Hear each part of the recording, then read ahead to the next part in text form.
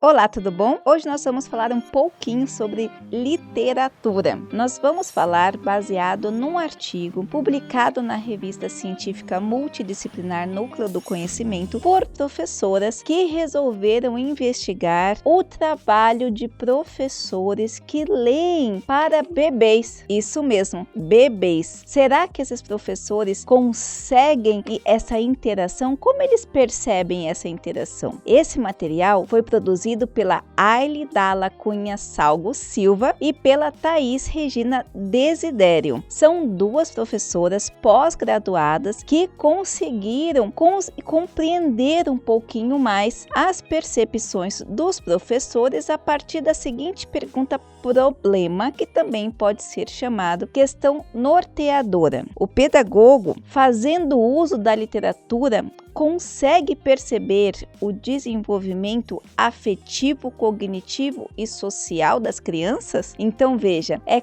claro que nós sabemos que a literatura é muito importante. É importante para o indivíduo no pensamento crítico, é importante no sentido da imaginação, é importante para a obtenção do conhecimento, é importante para que tenha capacidade de interação, é importante para a vida toda. Mas e com relação a neném? Tem idade, será, para introduzir? Será que eu consigo fazer? E quais são os benefícios dessa adoção da literatura, principalmente por parte dos professores? Bom, o objetivo então foi analisar de que forma o professor utiliza-se da literatura infantil para o desenvolvimento afetivo, cognitivo e social das crianças. Exatamente isso que você pensou. A utilização da literatura por parte dos professores para compreensão, ou ainda não só compreensão, até para dar aquele empurrãozinho no desenvolvimento cognitivo, social e afetivo. Agora a gente vai entender como as autoras, além da parte teórica que nós vamos falar aqui, conseguiram fazer com que um monte de neném interaja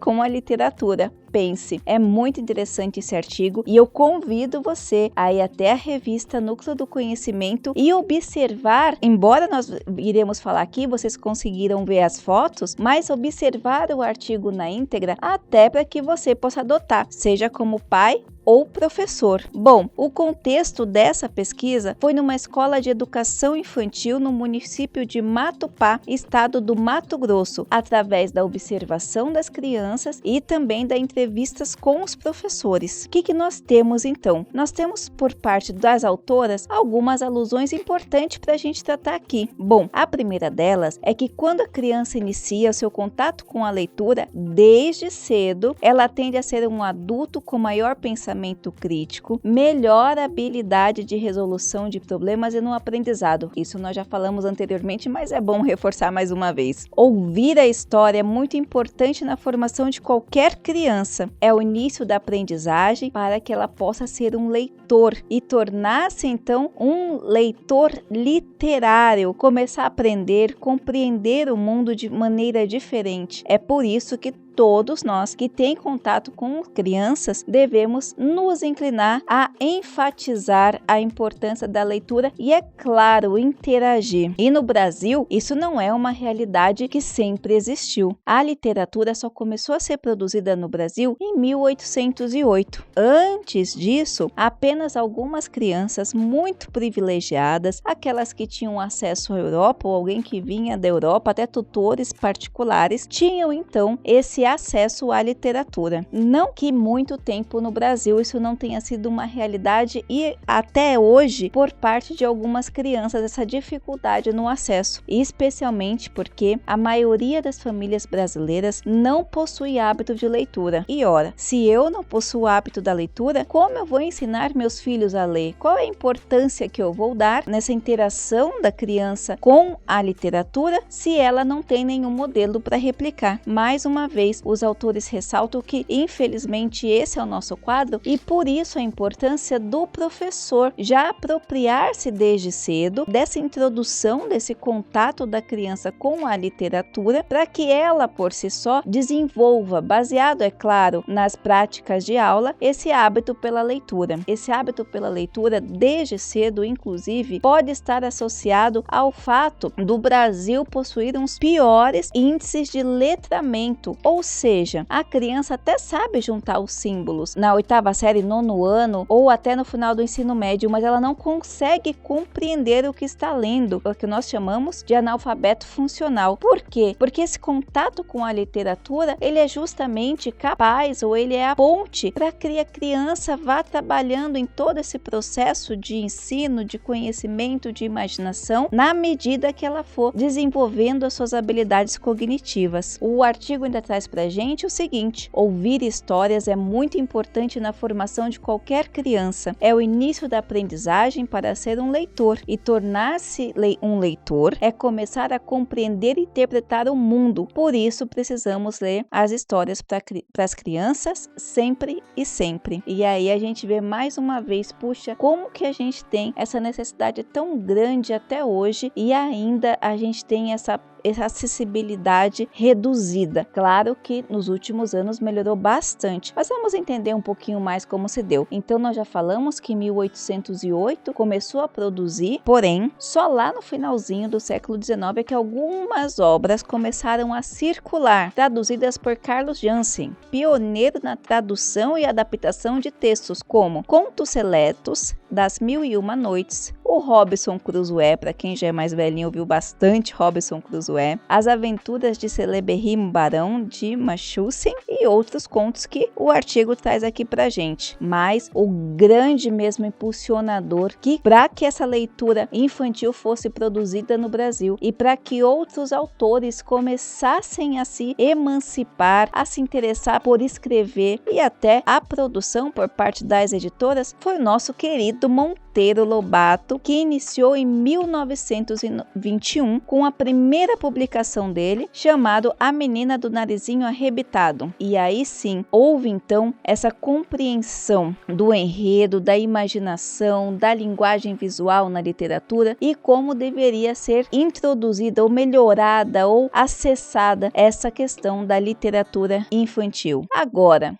tá bom, literatura infantil, Monteiro Lobato, tudo bem, mas e para bebê? E aí as autoras relatam o seguinte: Ortiz diz que ler para bebês ainda não falantes, bebê mesmo sem falar, aquele bebezinho de 3, 4, 5, 6 meses, é uma prática que vem se consolidando cada vez mais. Não há mais dúvida sobre a importância da narrativa na constituição psíquica do bebê, nem sobre o valor das histórias no aprendizado como um todo. Olha que interessante. Então, a partir do momento que você lê para esse bebê, e não só na questão de leitura daqueles livros infantis, as autoras colocam que há uma leitura especial para bebê, porque esse bebê ele tem que ter contato de tato com a leitura, ele tem que ter materiais onde ele consiga interagir de alguma outra forma além dos símbolos da linguagem, dos símbolos da leitura, porque é claro, são obras que possuem grande parte de desenho, então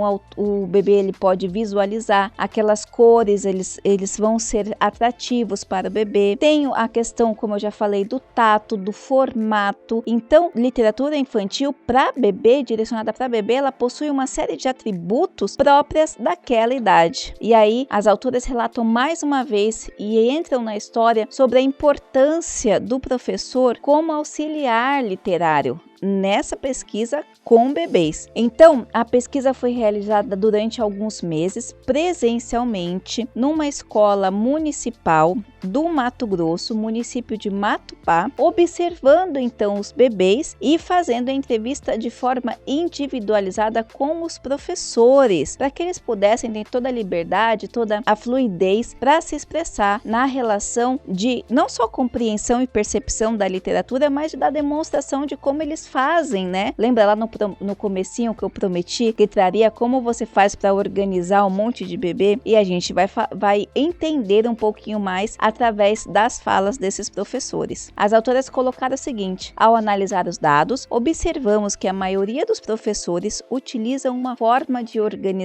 organizar os alunos sentados em círculos para que todos possam ver as imagens. E também desta forma consegue mantê-los concentrados na história, já que devido à pouca idade se dispersam com facilidade. Um dos professores entrevistados então disse a seguinte frase: gosto de deixar que eles folheiem alguns livros, olhando suas gravuras e interagindo uns com os outros. Após, pergunto dentre os livros que olharam, qual querem que eu leia. Olha que interessante. Então, essa professora organiza os nenenzinhos, coloca as literaturas no meio, deixa que eles interajam, o que eles pedem, e depois ainda pergunta para eles, qual que a gente vai ler? Olha que interessante. Dá uma olhada nas fotos e veja como isso funciona de forma prática. Imagina você com um monte de nenenzinho tentando ler uma história.